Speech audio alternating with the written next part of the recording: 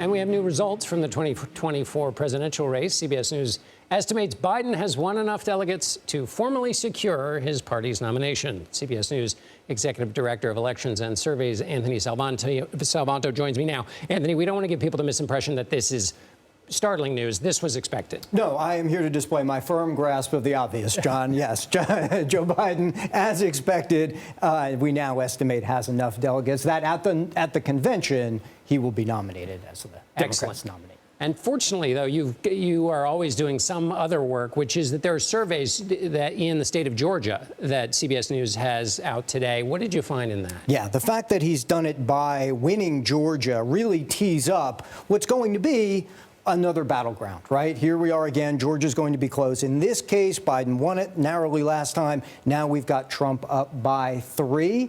And one of the big differences here, John, is that Georgia has become a little microcosm of the country. And this everybody should watch as we go forward. More people say they think Trump's policies will lead to them being financially better off as compared to Biden's policies, where more people feel like they'll be worse off. Now, part of that is memory. They've got this memory of the Biden years so far where they've been feeling the effects of inflation.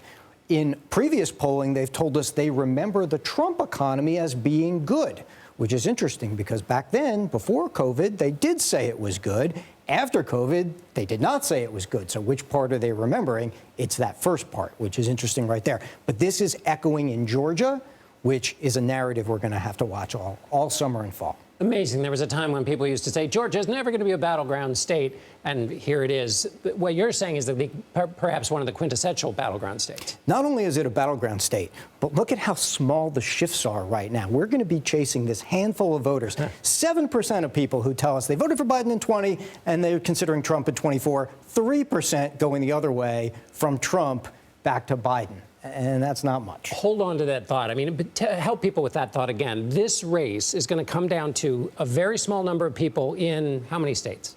Oh, maybe 7? Right. Maybe 7 states. And so that number, 7% in the Biden column, 3% in the Trump column, that's a small, small number that they're chasing after. And then you replicate that across 7 states. But this is not, just to remind people, not a national election, really. No, because you have to win enough electoral votes, of course, and that's worth reminding people every 4 years.